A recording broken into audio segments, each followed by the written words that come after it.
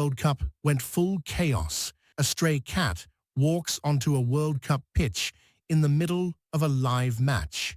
The players stop, the referee stops. For 2 full minutes, professional athletes who get paid millions of dollars cannot catch a house cat. That's not the strangest thing that's happened on the road to a World Cup. It's barely top 10. Because behind the trophies and the highlight reels, the World Cup has a second history. The one made of forfeits, loopholes, banned nations, and a tiny Caribbean island that broke math itself to get here. Today, we're going through it. Start with this. A national team can qualify for the World Cup without winning a single qualifying match. Sounds impossible. It happened in 2026.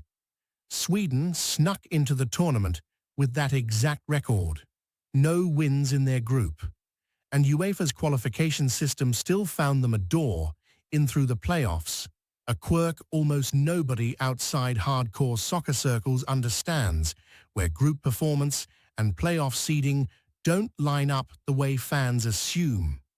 So somewhere in Sweden, there's a national team celebrating a World Cup berth they earned by being just good enough to lose correctly. Now here's the one that should be a movie. Curaçao, a Caribbean island with a population smaller than most American college towns, became the smallest nation by population ever to qualify for a World Cup, beat Iceland's old record by more than half. But here's the part nobody puts in the highlight reel: how they did it. Curaçao actively recruited players who were born and raised in the Netherlands, using a FIFA loophole that lets players switch national team eligibility under certain conditions. One of their defenders had already played an actual World Cup qualifier for the Netherlands back in 2016 before switching allegiance entirely. So a country of about 150,000 people built a World Cup roster partly out of players the Dutch national team didn't end up using. And it worked. This next one is pure bureaucratic chaos, and it happened off the field entirely. In African qualifying, South Africa beat Lesotho 2-0. Clean win, nothing controversial, until officials discovered South Africa had fielded a suspended player. The result didn't just get disputed, it got erased and turned into a forfeit, instantly reshuffling the entire group's path to the World Cup. Players who thought they'd already done the hard part found out months later that a paperwork issue had undone it. No goal was disallowed. No red card was missed. A spreadsheet error on a player's suspension status nearly cost a country its World Cup spot. Cape Verde thought they'd qualified. They hadn't. A win that should have sealed their spot got wiped out by what's been called an abysmal offside decision. Bad enough that it became its own story separate from the result. Cape Verde had to go win again on a different day just to finish what should have already been finished. Imagine celebrating a World Cup qualification, going to bed, and waking up still needing one more win because a linesman's flag went up at the wrong moment. Some chaos isn't logistical. Some of it's personal.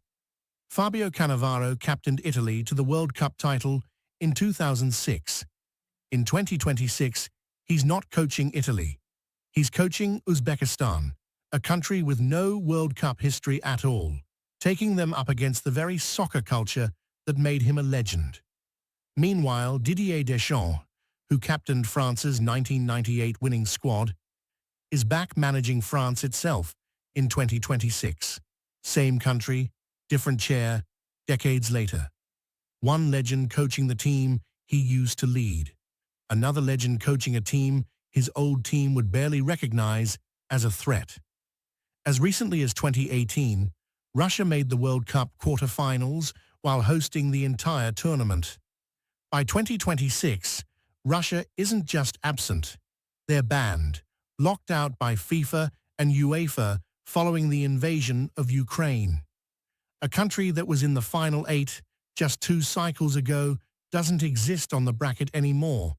Not because they got worse at soccer, because the world around the sport changed faster than the sport could. Here's the stat that should be everywhere, and isn't.